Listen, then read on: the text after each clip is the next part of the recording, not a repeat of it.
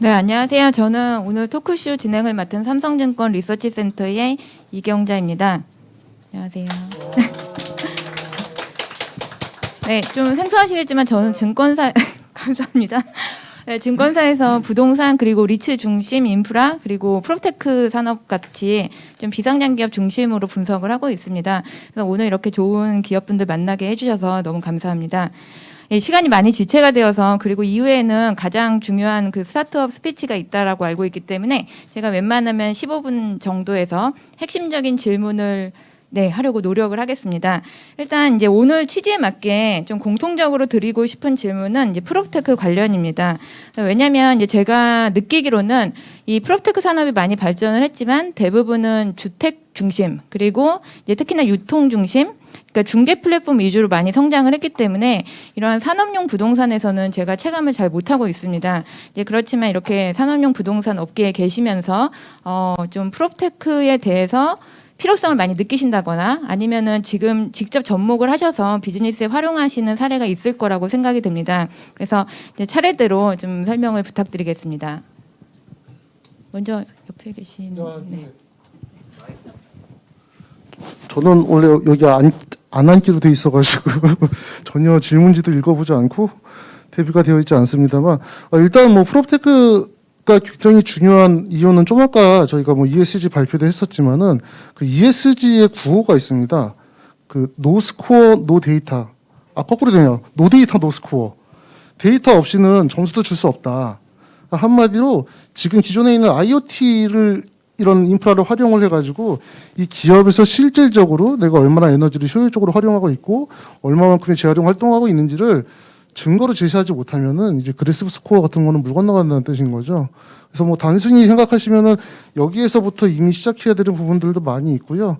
그리고 지금 뭐 해외에서 여러 가지 프로테크 사례들이 많이 나오고 있는데 뭐 기존의 공간부터 거기 안에 들어가 있는 테넌트들 간의 어떤 커뮤니티까지 다양한 분야에서 뭐 설계부터 뭐 실제 운영까지 특히 공조 장치 관련된 기술도 많이 나오고 있는데 결과적으로 이 건물도 되게 오랫동안 발전을 안 해온 영역이잖아요. 그래서 기술로 지금 조금이라도 더 효율화하시는 영역들이 되게 많거든요. 그래서 지금 그런 쪽으로 많이 진행이 되고 있고 그런 쪽으로 검토하고 있는 기업들도 되게 많이 있는 걸로 알고 있습니다. 네, 이어서 예, 저희 같은 경우는 이제 부동산 정보 수집을 하기 위해서는 이 데이터 수집을 하는데 아직 우리나라가 도로명 주소, 그다음에 건축관리대장 주소, 그다음에 등기 뛸 때 주소가 다 체계가 틀립니다. 데이터 수집해서 저희가 다시 가공해야 되는데 시간이 많이 걸리고요. 그리고 그 신도시 같은 경우는 블록노트 지번을 쓰고 있는데 2019년 12월 달에 저희가 답변을 받은 게 블록노트 지번이랑 도로명 주소를 이제 건축관리대장을 관리하다가 택지관리 완료된 이후에 다시 확정 지분이 부여됩니다. 그래야지 이제 오픈 API가 제공돼서 저희가 데이터 같은 걸 수집하기 굉장히 어렵습니다. 지금 준공이 돼서 사용 승인이 났는데도 불구하고 데이터를 못 가져올 경우는 아직까지 수동으로 해야 되는 이제 어려움 같은 게 있습니다. 그런 게 좀 개선됐으면 좋겠습니다. 저희는 산업용을 부동산을 많이 개발을 합니다. 예를 들어서 업무용이나 주거용은 이미 이제 실적들이 많기 때문에 어느 정도 실적 공사비나 실적 공개에 대해서 어느 정도 예측이 이제는 어느 정도 들어맞는데요. 산업용은 아직까지 그 실적들이 많이 없기 때문에 예측이 들어맞지 않습니다. 그래서 프로텍에서의 저희가 이제 중개나 관리뿐만 아니라 저희는 이제 개발, 구축을 하는 쪽이다 보니까 개발 쪽에서 컨택을 많이 사용해서 그 산업용 부동산 개발을 하는 데 있어서 예측을 좀 높이려고 합니다. 그래서 아까 발표에도 말씀드렸지만은 일단은 사람이 그동안은 이제 견적자라든지 공정자가 시공 계획이라든지 아니면은 공사비라든지 이런 걸 예측을 해서 처음에 이제 사업 계획에 반영을 해야 되는데 그런 것들이 기존의 실적 단가들이 그러면 실적 공정표들이 상당히 부족하기 때문에 사람들이 예측하기는 상당히 초기 공정이나 초기 견적에 대한 실패 오류들이 많습니다. 그래서 그런 것들을 사람에 의해서 하기보다는 AI나 빅데이터 어떻게 보면은 중립적이고 더 많은 데이터를 가지고서 예측성을 높일 수 있기 때문에 저희도 이제 회사 내에서는 아예 벤처스라는 그 회사 자회사가 있어서 프랍텍 회사를 13군데 정도를 저희가 창업을 했거든요. 그래서 그런 걸 통해서 이 프랍텍에서의 개발 쪽에서의 좀 예측성을 높이기 위해서 이 프랍텍들을 상당히 많이 사용하고 있습니다. 예, 저희 회사는 이제 물류 창고에 대한 정보를 다루고 있는데요. 저희가 그 이제 연구를 시작하고 소프트웨어 개발에 나선 것 중에 하나가 고려대 물류교통연구실과 그 화주들이 물동량 데이터를 이제 집어넣으면 AI로 계산을 해서 이들에게 적정한 창고의 입지와 또 운영 방안, 창고의 운영 방안에 대한 솔루션을 제공해 주는 걸 개발에 착수를 했습니다. 근데 이것이 잘 작동을 하려면 기본적으로 실제 있는 창고에다가 추천을 해줘야 되는데요. 국내에서 사실 물류 창고에 대한 데이터들을 잘 정리해 놓은 데들은 저희 리에오밖에 아직은 없어서 그리고 저희도 이제 지금 천안 이북의 연면적 3,000평 이상에 대한 데이터는 모두 확보하고 진행을 하고 있는데 그 이하의 면적에 대한 데이터들 또 다른 지역 저희 이제 다음 그 확보 지역으로는 영남 쪽으로 좀 확보를 하려고 하고 있는데요. 그쪽으로도 확보를 해서 전국적인 데이터들을 모아서 만들어 놔야 어떤 그 기술적인 솔루션이 발생을 해도 그것들을 접목시킬 수 있을 것 같습니다. 네, 말씀 잘 들었습니다. 아까 제가 조상우 대표님의 강연을 들으면서 좀 의미가 있었던 거는 다른 나라 대비해서 한국의 데이터 센터 그 구축 비용이 상당히 높은 것 같은데 이게 비효율성이 많이 잠식을 하고 있다는 생각을 했거든요. 근데 물류센터에서는 이제 그런 비효율성으로 구축에 드는 코스트가 다른 나라 대비해서는 어떤지 혹시 의견이 있으신가요? 이런 쪽에서 프로테크가 접목이 된다면은 좀 더 효용성 있게 코스트를 낮추면서 공급이 원활할 수 있는지 그게 궁금합니다. 그리고 또 하나는 제가 물류 쪽에 하나 더 질문을 드리고 싶은 거는 이 물류센터가 과거에는 거래가 어려웠지만 최근에는 가격이 계속 뛰고 있고 그리고 실제 거래가 좀 빈번하게 일어나는 그런 시장인 것 같거든요. 근데 뭐 주택 같은 경우는 워낙에 정형화되어 있고 가격을 매기는 것이 좀 어렵지가 않다 보니까 이제 이러한 가격 검증 시스템 이런 건 필요가 없을 것 같습니다. 시세 보면 되니까. 근데 이제 미국에서도 뭐 진로 이런 것들이 성공을 했던 것도 좀 비정형적인 주택 자산의 밸류에이션 시스템을 제공을 하면서 좀 인기를 끌게 됐다라고 생각이 되는데요. 이제 물류센터가 거래는 많아지지만 다 하나하나가 좀 유니크한 자산이고 여기에 대한 밸류에이션 시스템이 생긴다면 어떨지 그리고 그런 거에 대한 태동 가능성 아니면 직접 개발을 하신다든가 그건 어떻게 생각을 하시는지 궁금합니다. 제가 미국하고 미국 10년, 한국 10년 이렇게 여기 활동을 하다 보니까 이제 양 국가의 이제 공사비를 좀 비교할 수 있는데요. 왜 공사비가 중요하냐? 첫 번째는 이제 사업의 안정성을 위해서 공사비를 처음에 계획했을 때 그거에 대한 예측도를 높여야 되고 그대로 실행이 끝나야 되고 또 한편으로는 이제 여기는 이제 부동산 개발을 주로 하시기 때문에 엑시트 전략이 이제 매각이거든요. 그래서 그런 엑시트 전략에서 매각 수익을 이제 최대화하는 것이 이제 극대화시키는 것이 목적인데요. 그러다 보니까 양 국가의 구축 시설비를 좀 비교해 보면은 예를 들어서 얼마 전에 저희가 한국에서도 물류센터를 지금 하고 있는 중에서 공사비가 평당 508만 원이 건설사 실견적들이 들어왔는데 입찰 금액들이 근데 저희가 발주사 입장에서는 이 개발사에서는 평당 420만 원이 초기에 당초 생각했던 수익성 확보에 대한 어떤 마지노선이었습니다. 그래서 저희가 이제 프리컨스트럭션이라는 그리고 거기에서는 또 여러 가지 프랍텍에 대한 기술을 활용해서 끝내는 420만 원에 맞춰서 지금 이제 착공이 들어가는 프로젝트가 있는데요. 그러다시피 한국에서도 이미 자체적으로 공사비를 20% 30% 낮출 수 있는 프랍텍이라든지 이런 프리컨스트럭션에 대한 수행 방식을 도입을 하면은 충분하게 가능합니다. 그러면은 이제 한국하고 미국하고 이제 또 비교를 해보면요. 아까도 말씀드렸지만 데이터 센터만 하더라도 거의 공사비가 30% 40% 정도의 차이가 납니다.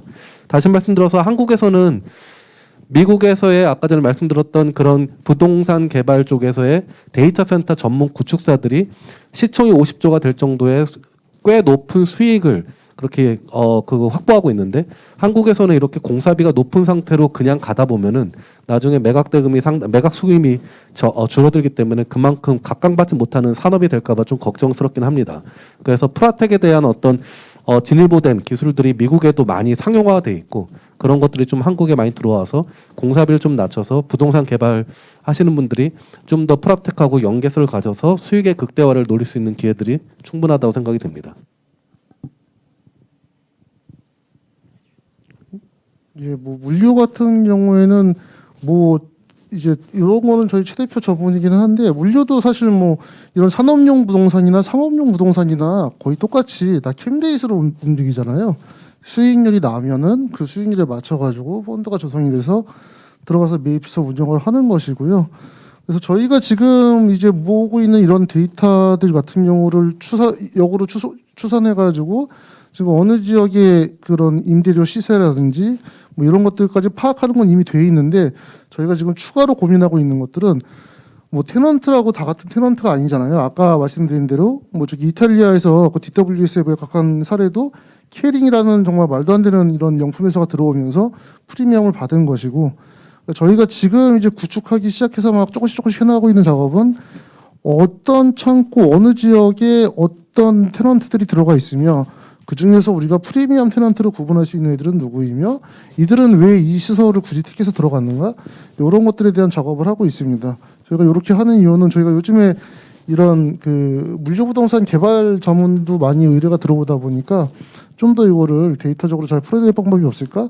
뭐 상관관계를 연구하다가 지금 가고 있는 길이고 이런 쪽으로 가다 보면은 뭐 말씀하신 그런 솔루션이 개발이 될 거라고 보는데 뭐 생각보다 지금 뭐 물류 다 아시겠지만은 이 물류 자산들 수익률이 좋지 않습니다. 뭐 요즘에 한 4%까지 떨어진 것 같더라고요. 예전에 뭐 거의 테헤란로 자산 수준까지 떨어져서 뭐 되게 지금 인기가 많다라고 이해해 주시면 될 것 같습니다. 네, 그래서 예, 말씀하신 대로 정보가 축적이 될수록 그러한 밸류에이션 시스템 이런 개발도 가능해지지 않을까 생각을 하고요. 그리고 저는 뭐 자본시장에 있다 보니까 이제 그러한 가치를 좀 정확하게 뭐 가르쳐주고 시장에 알려주고 이제 틀리더라도 오차가 좀 생기더라도 그런 툴을 제공하는 것이 좀 중요하다는 생각을 합니다. 예, 그리고 두 번째로는 이제 최근에 그 프로테크만큼 가장 각광받는 단어가 이제 ESG인 것 같은데. 이게 저희 업계에서도 ESG 얘기를 되게 많이 하세요. 그러니까 자본시장에서는. 근데 실제 부동산 시장에서는 그 수용도가 프로테크만큼이나 좀 낮았던 것 같고요. 근데 실제로 그 ESG를 통해서 ESG 전략을 쓴 그런 자산군이 가격이 상승한다든지 아니면 임대료가 오른다든지 이제 그러한 밸류에이션에 가격에 반영되는 사례가 실제 나타나고 있는지 그걸 체감을 하시는지가 상당히 좀 궁금합니다. 그리고 뭐 예를 들면 데이터 센터 같은 경우는 손바뀜이 거의 없는 자산으로 생각이 되는데 그럼에도 불구하고 뭐 아까 말씀하셨듯이 전력 절감 외에는 특이사항은 없지만 ESG를 실천을 했을 때에 손바뀜되는 거래에서 가격을 더 많이 받을 수 있을까요? 일단 물류 그리고 지산 그리고 데이터 센터 이렇게 듣고 싶습니다. 네, 뭐 물류 같은 경우는 그 이제 당장 ESG를 감안해서 뭐 리드 인증을 받고 이런 것들이 이제 바로 수익으로 연결될까 하는 거에 대해서는 뭐 글로벌리 모두가 같은 고민을 하고 있습니다. 약간 부정적인 게 맞고요. 전체적으로 그냥 뭐 잘 봐줘야 중립. 지금 이 들어가는 비용이 실질적으로 나중에 캐피탈 게인으로 돌아오지는 않을 거라고들 생각하는 게 일반적인 건데요. 지금 이제 고려해야 될 거는 규제죠.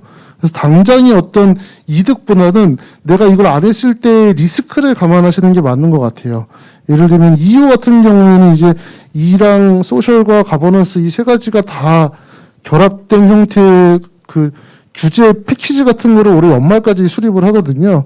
뭐 EU랑 이런데 아직 그런 해외에서 개발 사업 안 하시면 상관없을 수도 있지만은 국내에서도 뭐 벌써 산자부가 뭐 KESG 막 이런 단어가 나오는 걸 봐서는 우리나라도 이제 멀지 않았다고 보고 있고요. 그래서 오히려 이런 리스크를 중심으로 할지 말지를 고민하는 게 맞다고 보여지는데 아직까지 국내에서 뭐 이 ESG 관련해서 뭐 친환경 이런 걸 통해 가지고 잘된 물류 사례는 본 적이 없고 뒤에서 얘기해 주시겠지만은 오피스는 뭐 여기 GFC만 해도 리드 인증 받은 건물 중에서 임대료 낮은 건물은 없잖아요. 역으로는 또 그렇게 해석되는 것 같아요. 저도 이제 아까 뭐 프리드먼 부시 리포트를 보면서 야, 이게 어떻게 이게 70%나 내가 개인을 얻었다고 저렇게 말을 할 수가 있지?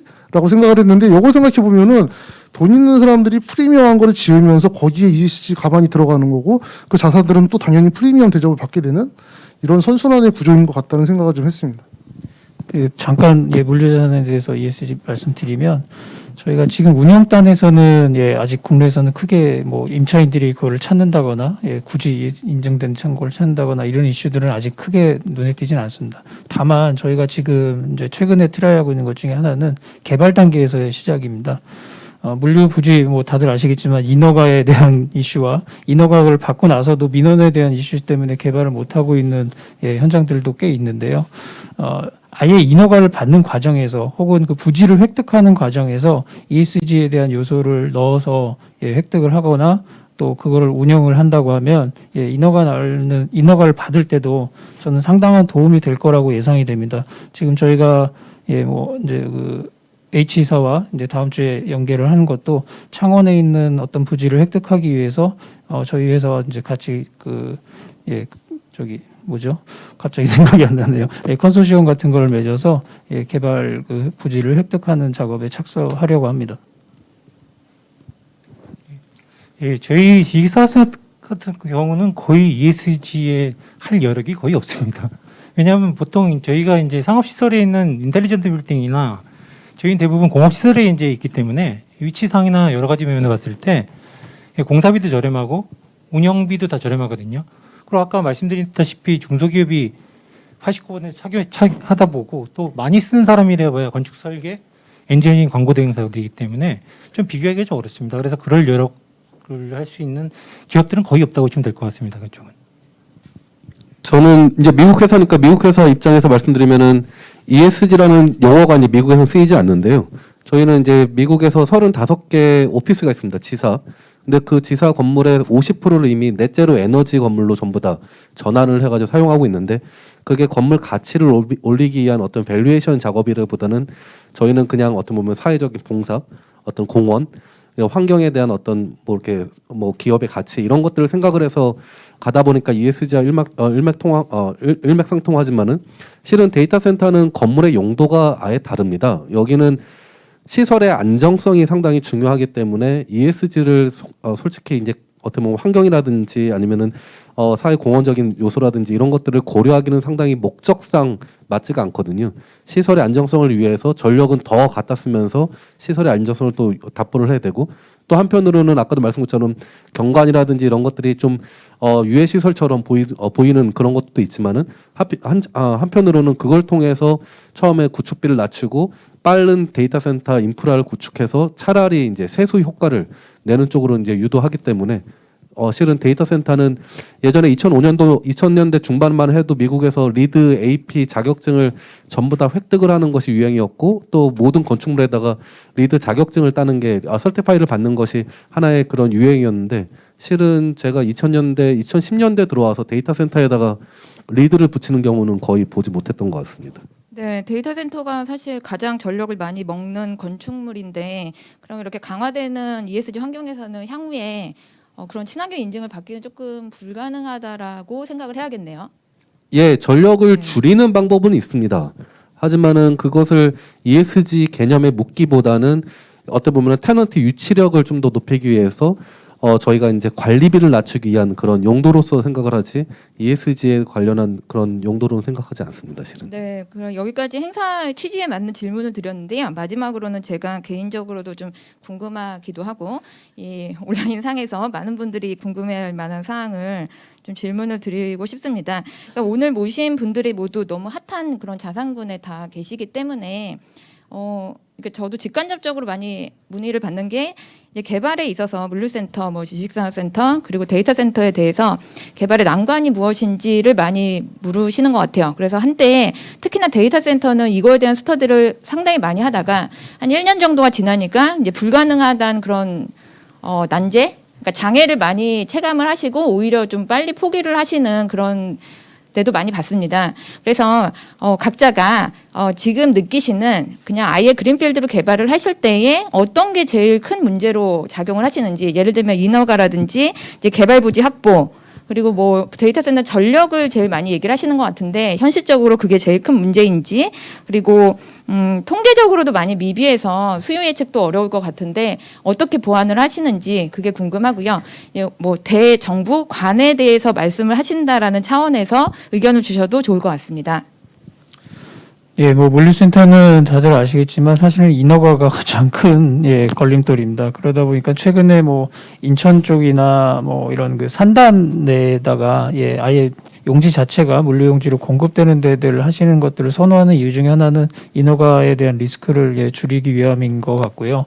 그냥 일반 그 계획관리 지역이나 자연녹지 지역에 개발할 때는 사실 물류 창고에 대한 수요는 코어 지역에 점점 가까이 오는 추세인데 이 거꾸로 인허가에 대한 이슈는 코어 지역에 가까울수록 혐오 시설로 인지된다거나 뭐 큰 트럭들이 사실 많이 다니고 하니까 어렵겠죠.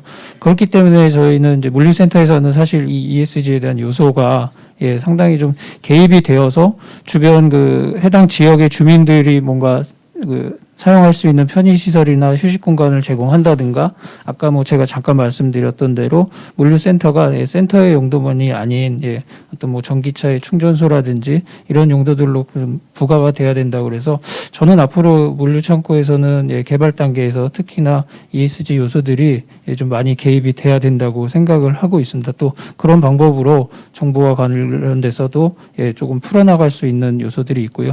다만 이제 실제 주민들한테는 굉장히 좀 불편함을 끼칠 수 있는 그 자산이긴 합니다. 물류센터가 뭐 굉장히 많은 인력을 창출하거나 고용 창출의 효과가 높거나 이런 부분이 아니어서 어렵기는 한데 저희는 소비자들도 소비자들의 인식도 조금 개선이 되어서 그런 부분으로 좀 나아가야 된다고 생각합니다. 예, 그냥 순서대로 말씀드리겠습니다. 데이터 센터 상당히 어려워 보이는데요. 저는 반대로 말씀드리면 상당히 기회가 아주 매력적인 사업입니다. 그러다 보니까 꼭 이 신사업으로 꼭 들어오셨으면 좋겠다는 생각이 드는데 그러시기 위해서 뭐 인허가라든지 토지 매입이라든지 아니면 전력 공급이라든지 여러 가지 난제들은 있지만은 한편으로는 이렇게 보시는 게 좀 더 편할 것 같습니다. 데이터 센터가 없으면은 솔직히 지금 반도체 때문에 여러 가지 다른 타 산업들이 영향을 받듯이 데이터 센터가 없으면은 우리나라에서 다른 산업이 발전하기 상당히 힘듭니다. 그래서 데이터 센터가 당연히 어떻게 보면 미랄이 돼야 되고 그다음에 인프라스트럭처가 돼야 되는데요. 그러기 위해서는 지금 데이터 센터에 대한 이제 어떻게 보면 바라보는 시각을 조금 달리해 주셨으면 좋겠습니다.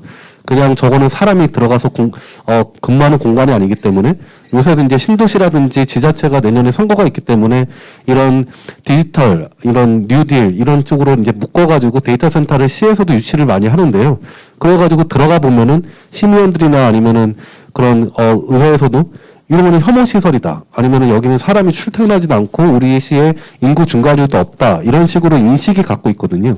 그러다 보니까 데이터 센터가 인천공항처럼 이 태평양을 건너서 우리나라에 이제 그 광캡을 꽂히고 그 다음에 싱가포르라든지 홍콩이든 중국으로 가는 허브 역할을 할 수 있는 지리적 이점이 있는데도 그것을 적극 활용하지 못하고 있는 것이 좀 안타깝습니다. 그래서 데이터 센터를 구축하기 위해서 일단은 이 바라보는 시각을 좀 달리했으면 좋겠는데요. 그렇다고 해서 데이터 센터가 지어지면은 사람이 근무하지 않기 때문에 우리 시의 인구 증가가 없다. 이렇게 생각하시는 건 굉장히 잘못된 생각이거든요. 미국에도 이제 뭐 예를 들어서 워싱턴주의 퀸시라든지 이렇게 낙후되었던 도시에서도 데이터 센터를 디지털 파크를 유치를 해가지고 인구 증가율이 무려 20%씩 매년 성장했던 사례도 있고 GDP도 15%씩 상승했던 그런 사례도 있습니다. 그래서 조금 시각을 좀 달리해 주시면은 데이터 센터를 좀 더 우리가 개발하는 데 있어서 좀 환영받고 개발할 수 있다고 생각이 됩니다. 그래서 국내에서 개발하실 때 어려움은 뭐가 제일 크셨나요? 실은 제일 공사비가 많이 나가는 게 실은 아시다시피 지하를 얼마나 덜 파느냐인데요. 저희한테 지하를 파라고 그래서 주차장을 확보하기 위해서 주차 대수를 법적 주차 대수를 근데 이 건물에 사람은 10명이 채 안 들어가는데 법정 주차 대수를 100몇 대를 넣어야 됩니다. 그래서 그것을 산자부에다가 저희가 어떻게 보면 어마어마하게 그 어필을 했거든요. 이런 것 때문에 낭비 요소가 되고 낭비 요소 때문에 해외 투자자들이 안 들어온다는 겁니다. 해외 투자자들은 아마존 성장이라든지 아니면 MS 애저 서비스의 성장 때문에 우리나라를 상당히 보고 또 아까 전에 말씀 것처럼 허브로 생각을 하고 있는데 그래서 오늘 아침에도 외국인 투자자가 8,900억짜리 토지 매입을 할까 말까를 오늘 아침에도 협의를 하고 나왔거든요. 그런데 그렇게 FDI 외국인 직접 투자들이 들어오고 이렇게 어떤 보면 한국을 허브화 시키려고 그러는데 아직까지는 규제상으로 데이터 센터를 데이터 센터로 보지 않는 것 같습니다. 다음 지사는 어떠신지. 예, 저는 뭐 데이터 플랫폼으로서 뭐 시행사하는 역할을 저희가 함부로 말씀드릴 수는 없고요. 일단 분양 가격에 대해서 좀 얘기 드릴 수 있는 게 일단 토지 대가격이 워낙 올라가다 보니까 시행사도 남기지 않고 그 할 수는 없으니까 가격이 올라가죠. 근데 일부 뭐 성수, 가양, 뭐 영등포 같은 경우는 토지 매입만 해도 이미 분양이 끝나기 때문에 기업이 들어갈 틈이 없습니다. 어떻게 보면요. 어느 정도 이제 조정기가 거치겠지만 성수 같은 경우도 저희한테 문의가 오는데 대기하겠다고 계속 기다리고 있습니다. 얼마에 분양하더라도 일단 정보를 달라 그러는데 가격이 뭐 저희가 임의대로 올리고 내릴 수는 없겠지만 투자자들이 좀 아직까지는 조금 무조건 좋다고 생각하고 있는데 수익률이 낮아지게 되면 언제가 떠나거든요. 다시 그 기업이 들어야 되는 순간에 저희는 좀 그쪽을 좀 많이 보고 있거든요, 지금까지는요. 그래서 지식산업센터가 앞으로 어느 정도 더 이렇게 가격이 올라갈지 모르겠지만 어느 정도 저항이 없어야지 기업이 들어갈 또 역할이 있다고 생각합니다. 네, 최근에 가장 큰 문제는 다 모든 부동산 종류를 막론하고 비싸진 토지 가격인 것 같고요. 이제 그런 것들이 좀 중장기적으로 오히려 수급 불균형을 또 야기할 수도 있는 것 같습니다. 근데 제가 더 질문 드리고 싶은 건 많지만 시간 관계상 네, 여기까지 마무리하겠습니다. 그리고 이렇게 전망이 좋은 유망 산업 관계자 분들과 네, 미팅하게 돼서 너무 감사합니다. 감사합니다.